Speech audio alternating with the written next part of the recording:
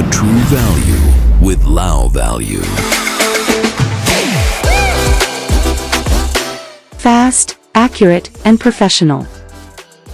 บริษัทลาววาลูประเมินมูลค่าทรัพย์สินเป็นบริษัทประเมินมูลค่าทรัพย์สินอันดับต้นๆของสปป.ลาวเฮา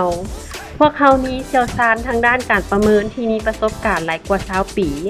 มีผู้ประเมินหลัก3ท่านและมีทีมงานวิชาการประเมิน8ท่านที่ให้บริการท่านอย่างเป็นมืออาชีพ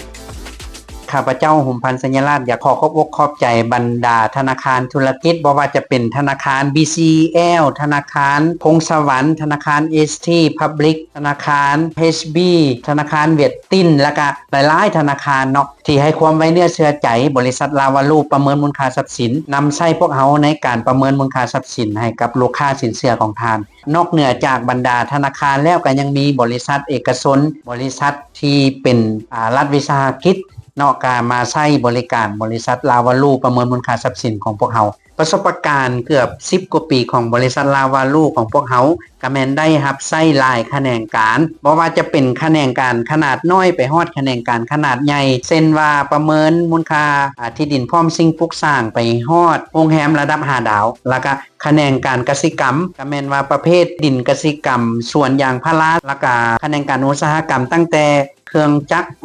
โรงงานวัตถุอุปกรณ์เพาะไปฮอดถึงประเมินยนต์พร้อมกันนั้นพวกเขาก็ยังได้ประเมินเคลื่อนไฟฟ้าและนอกจากนั้นพวกเขาก็ยังได้ประเมินสัญญาสัมปทานต่างๆนอกจากนี้ก็ยังมีลูกค้ารายย่อยต่างๆที่พวกเขาได้ให้บริการลูกค้าในแขนงการต่างๆที่ผ่านมาสุดท้ายนี้ฝากกับบรรดาลูกค้าต่างๆที่เลือกใช้บริษัทประเมินขอให้ใช้บริษัทที่ได้มีการรับรองจากสคคส.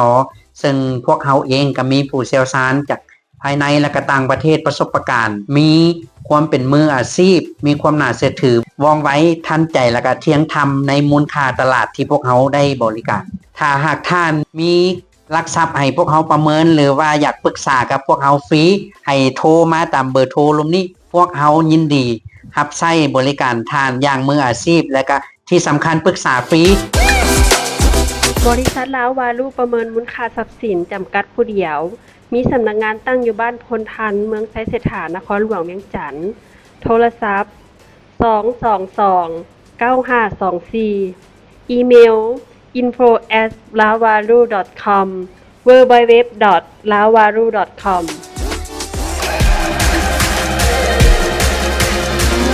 Fast, accurate, and professional.